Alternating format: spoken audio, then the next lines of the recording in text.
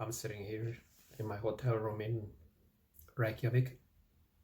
Reykjavik has a very nice hotel right across the parking FBO, so it's pretty easy to get in here. But in any case, what I wanted to talk about is some interesting people that I met. In Kangerlussuaq, the cafeteria, I met a search and rescue pilot who flies a Sikorsky helicopter. You know, we talked quite a bit. Way back then I also flew for the US Air Force Auxiliary, the Civil Air Patrol, as a search and rescue mission pilot.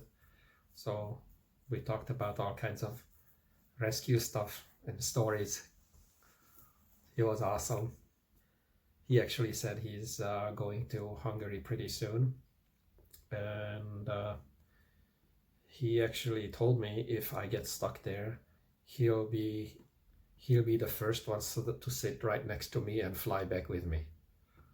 So that's a good joke, I mean, but he was dead serious, and to me that's quite a bit of honor, you know, that a search and rescue pilot is willing to be sitting right next to me and fly back with me. Not only that, but it's a search and rescue pilot from Greenland. So I think for a pilot, you know, that's probably the highest honor. So the routine is pretty much the same as before. I am waiting for that low pressure that prevented me to fly right into Kulusuk, and then for a day here to Iceland.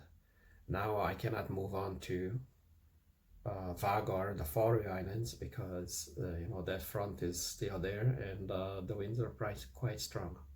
Tomorrow it looks a little bit better, but winds are still looking pretty strong near Vagar. I think at 10,000 feet, still about 26 knots. And that's a very hilly area, so I don't know about mountain waves. I'm not sure if I can go or not go. Well, I'll see you in the morning. Presswick, on the other hand, Scotland already has two segments out there for severe mountain waves, and I can guarantee you that the severe mountain waves I cannot climb out with a Cherokee 140 and a 160 horse engine. As a matter of fact, the winds here in Reykjavik was about 8 knots, and the past about, I would say, 60 nautical miles out, I was already feeling the mountain waves coming from the north. And so, you know, I was assigned 5,000 feet coming in for a visual approach. But I have to tell you, I had to wrestle a little bit with the plane because of the mountain waves coming from the north, the northerly mountains. So I don't think, you know, it's a lot safer to wait this out. The weather is very good, very interesting. You know, the weather can kill you.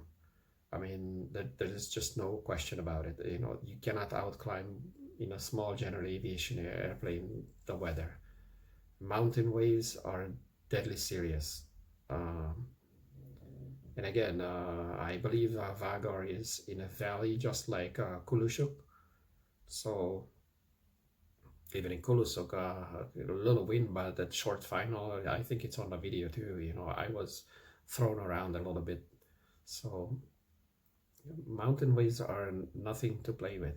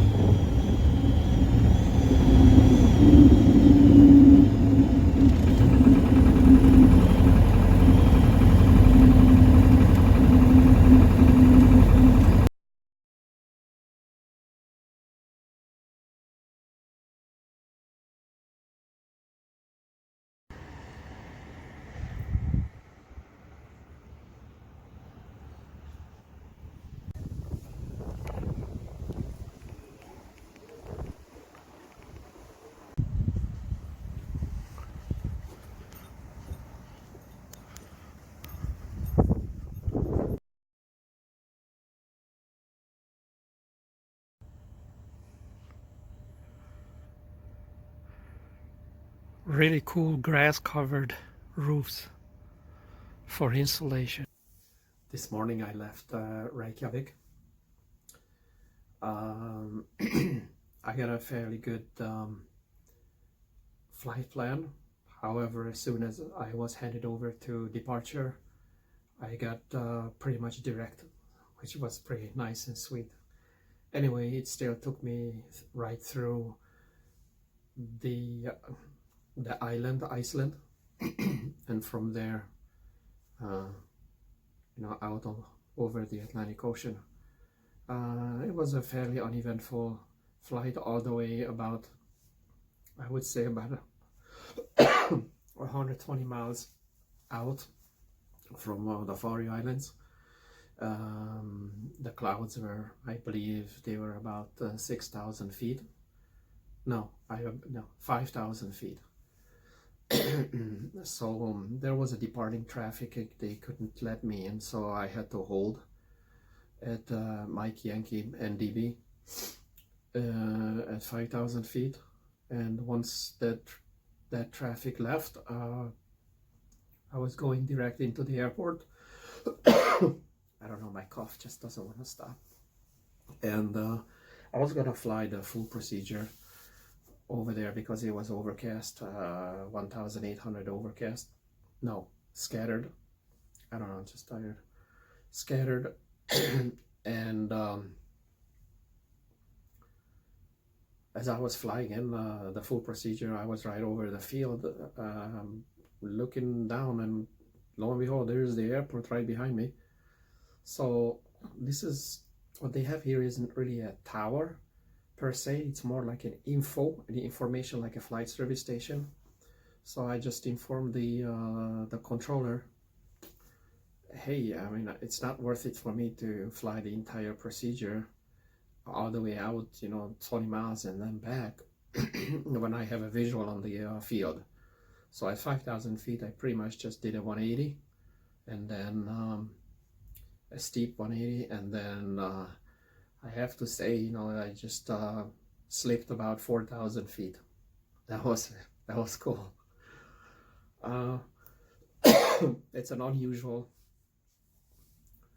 instrument approach, I guess, but why would I want to fly the entire procedure in the clouds with very high, steep mountains when I already have the field right below me and in a visual contact? So to me, it's a lot safer in a strange place where I'm not familiar. Just keep the field in sight and get down any way, shape I can. So that's pretty much it.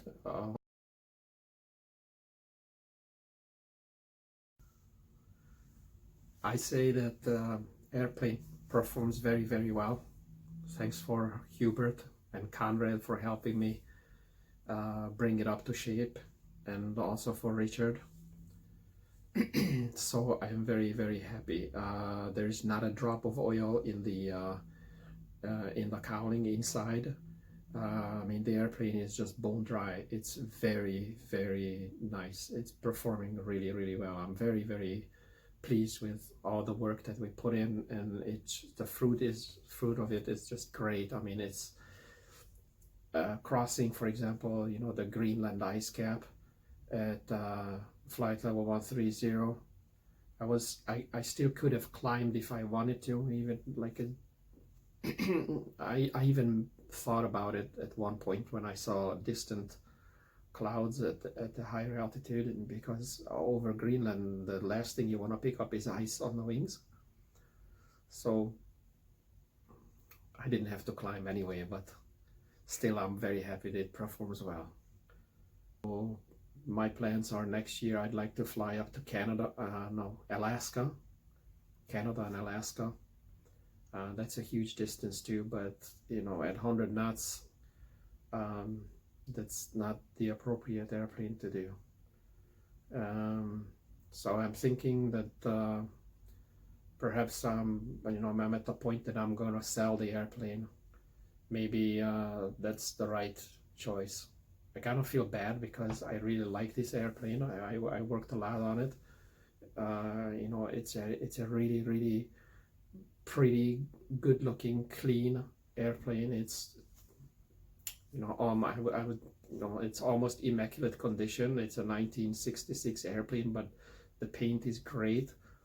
I mean, it performs well. I mean, I just crossed the Atlantic with it, but it's just not the airplane that I need for long distances and for the duration of the flights and the trips that I take. So I kind of feel bad, but this is what it is. This is life, you know. So I'm thinking, you know, maybe if somebody wants it here, I'll sell it here in Europe. If not, I'll fly back home and put it on the market.